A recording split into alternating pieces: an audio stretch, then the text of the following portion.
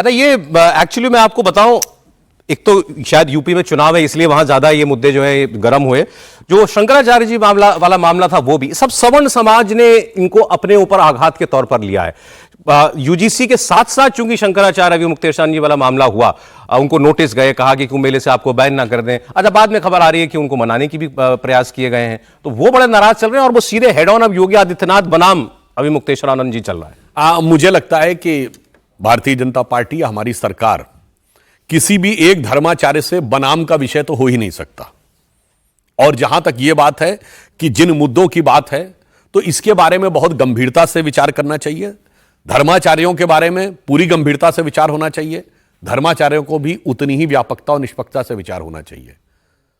Eradication of सनातन धर्म यानी हिंदू धर्म का समूल नाश, यदि यह कोई पार्टी कॉन्फ्रेंस करे, डिसमेंटलिंग ग्लोबल हिंदुत्व यानी पूरे विश्व से हिंदुत्व को नष्ट उद्ध्वस्त करना, इसका कोई समर्थन करे, बीफ की पार्टी केरल में युवक कांग्रेस सड़क के ऊपर गाय को काटकर बीफ की पार्टी करे, फिर हिंदू धर्म को मलेरिया, वायरस, डेंगू कहा जाए। और मैं विनम्रता से कहना चाहता हूं, इन्हीं शंकराचार्य जी को अखिलेश यादव जी की सरकार ने किस ढंग से मारपीट की थी, ज्यादा पुरानी बात नहीं है, उनके 2015 की बात है। और यदि भारत के इतिहास में किसी शंकराचार्य को दीपावली पर संध्या वंदन करते हुए गिरफ्तार किया गया तो कांची कामकोटि के शंकराचार्य जयेंद्र सरस्वती जी को किया गया था।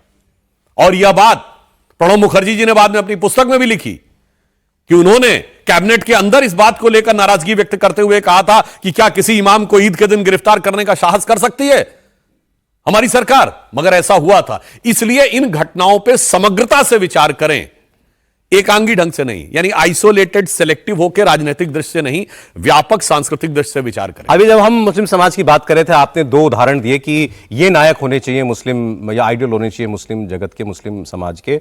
आपने पूर्व राष्ट्रपति का नाम लिया एपीजे अब्दुल कलाम, और आपने नाम लिया आरिफ मोहम्मद खान का।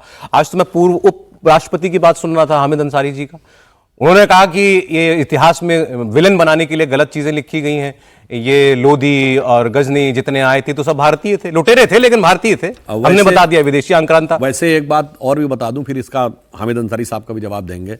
डॉक्टर कलाम जिनको हमने राष्ट्रपति बनाया था, डॉक्टर कलाम से बड़ा साइंटिस्ट आज तक आलमे इस्लाम में पैदा नहीं हुआ पिछले 200-300 सालों में। Forget about India, Muslim world में कोई इस स्टेचर का साइंटिस्ट पैदा हुआ हो तो बताइए 200-300 साल में। बल्कि इस्लामिक वर्ल्ड में सबसे बड़ा नॉलेज का सेंटर माना जाता था 10th सेंचुरी में, बैतुल हिकमत बगदाद का नॉलेज का सेंटर माना जाता था। उसके बाद उसके 100-200 साल तक रहे, उसके बाद कोई साइंटिस्ट नहीं पैदा हुआ जो डॉक्टर कलाम पैदा हुए थे। मगर इसके बावजूद 2007 में कलाम साहब को सेकंड टर्म नहीं मिले।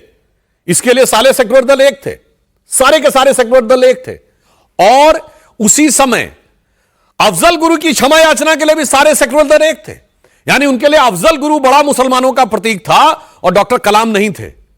मुझे लगता है यह भी बहुत गंभीरता से सोचने का विषय। मैं पूछना चाहता हूं, हामिद अंसारी साहब कहां थे उस समय? उनका क्या विचार था?